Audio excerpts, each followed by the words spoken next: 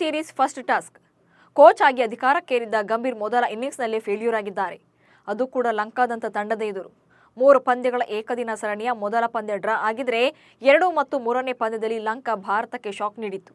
ಸುಮಾರು 10,000 ದಿನಗಳ ನಂತರ ಭಾರತದ ವಿರುದ್ಧ ಲಂಕಾ ಏಕದಿನ ಸರಣಿಯನ್ನ ಗೆದ್ದಿತ್ತು.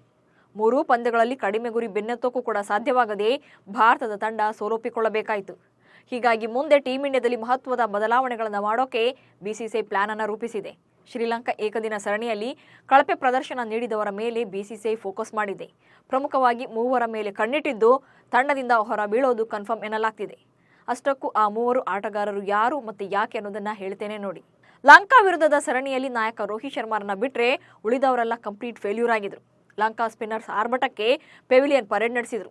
ಅದರಲ್ಲೂ ಕೆಲ ಆಟಗಾರರು ಸಿಕ್ಕ ಅವಕಾಶವನ್ನ ಬಳಸಿಕೊಳ್ಳೋದು ಬಿಟ್ಟು ಬಂದ ಪುಟ್ಟ ಹೋದ ಪುಟ್ಟ ಎಂಬಂತೆ ಪ್ರದರ್ಶನ ನೀಡಿದರು.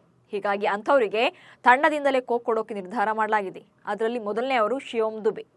ಆಲ್ರೌಂಡರ್ ದುಬೆಗೆ ಏಕದಿನ ಸರಣಿಯಲ್ಲಿ ಯಾವುದೇ ಒಳ್ಳೆ ಇನ್ನಿಂಗ್ಸ್ ಕಟ್ಟೋಕ್ಕಾಗಲೇ ಇಲ್ಲ. ಬ್ಯಾಟಿಂಗ್ನಲ್ಲಿ ಅಗತ್ಯವಿದ್ದಾಗಲೂ ಕೂಡ ಕೈಕೊಟ್ಟಿದ್ರು. 3 ಏಕದಿನ ಪಂದ್ಯಗಳಲ್ಲಿ ಅವರ ಪ್ರದರ್ಶನ ಅತ್ಯಂತ ಕಳಪೆಯಾಗಿತ್ತು. ಹಾರ್ದಿಕ್ ಪಾಂಡ್ಯ ಅವರ ಆಲ್ರೌಂಡರ್ ಸ್ಥಾನದಲ್ಲಿ ಚಾನ್ಸ್ ನೀಡಿದ್ರೂ ಕೂಡ ಬಳಸಿಕೊಳ್ಳುವಲ್ಲಿ ಫೇಲ್ ಆದ್ರು.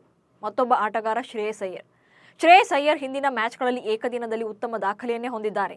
ಆದರೆ ಲಂಕಾ ವಿರುದ್ಧ 3 ಪಂದ್ಯಗಳಲ್ಲಿ ಕಣಕ್ಕಿಳಿದ್ರೂ ಕೂಡ ಕೇವಲ 38 ರನ್ ಗಳಿಸಿದರು.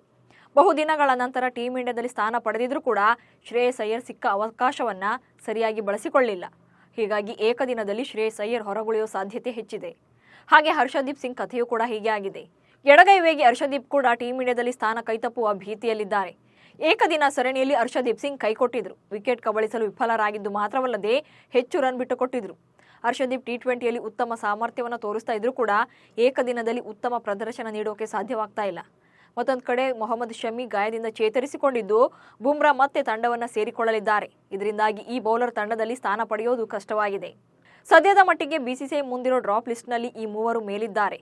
ಇವರಷ್ಟೇ ಅಲ್ಲದೆ ಅನುಭವಿ ಆಟಗಾರ ಕೆಎಲ್ ರಾಹುಲ್, ಮೊಹಮ್ಮದ್ ಸಿರಾಜ್, ಶುಭ್ಮನ್ ಗಿಲ್ ಕೂಡ ತಂಡದಲ್ಲಿ ಮುಂದುವರಿಯೋದು ಅನುಮಾನ ಎನ್ನಲಾಗ್ತಿದೆ.